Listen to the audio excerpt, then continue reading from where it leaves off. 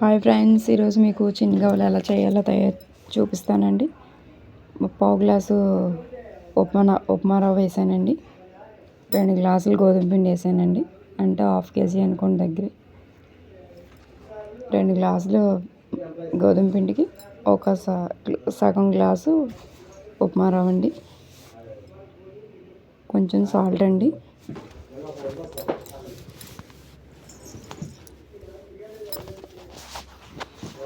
2 స్పూన్లు నెయ్యి వేసానండి నేను, కొంచెం గుల్లగా రావడానికి.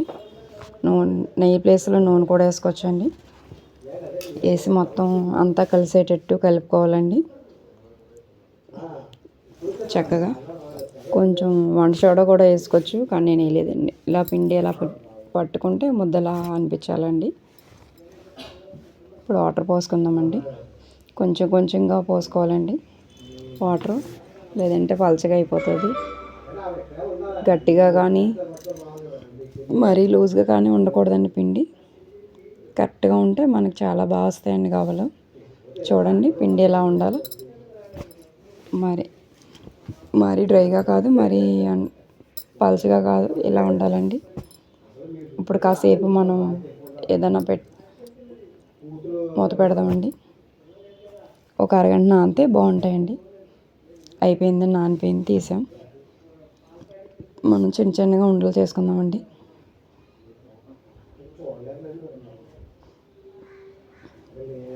నా దగ్గర మిషన్ లేదు, జల్లెడేలా అదే మనం తీసుకుంటాం కదండి డీప్ ఫ్రై చేసుకున్నప్పుడు, దాంతోనే చేసేస్తున్నానండి నేను.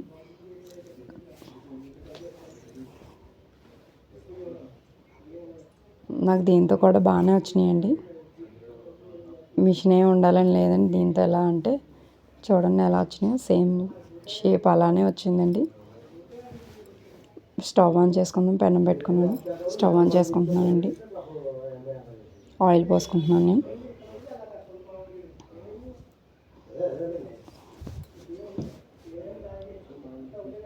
పావు కేజీ బెల్లం అండి అది.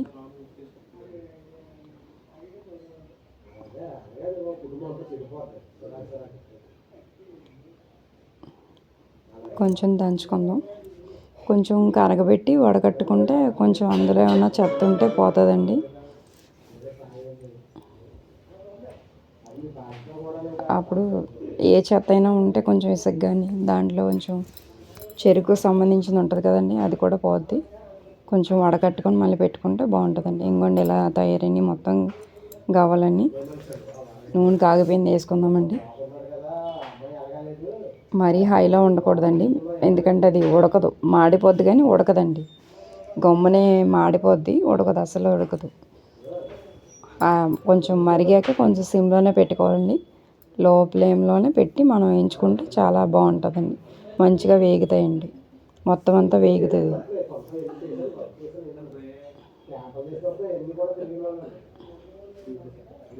చూడండి గోల్డెన్ బ్రౌన్ కలర్లో మంచిగా వేగినాయి. మనం తీసి పక్కన పెట్టుకుందామండి.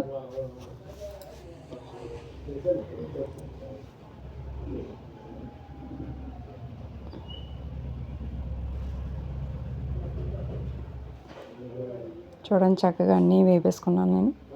వేపు పక్కన పెట్టుకున్నానండి. నేను ఎప్పుడు తరచూ చేస్తూ ఉంటానండి ఇంట్లో స్నాక్స్ కింద. ఇది కొంచెం మరీ గట్టి పాకం కదండి, తీగ పాకం అయితే సరిపోతుంది. ఇలా చూడండి, జస్ట్ ఇలా అంటుకుంటే చాలు, అయిపోయిందండి పాకం. మనం వేయించుకుని అన్నీ అందులో వేసేసుకుందామండి మొత్తం.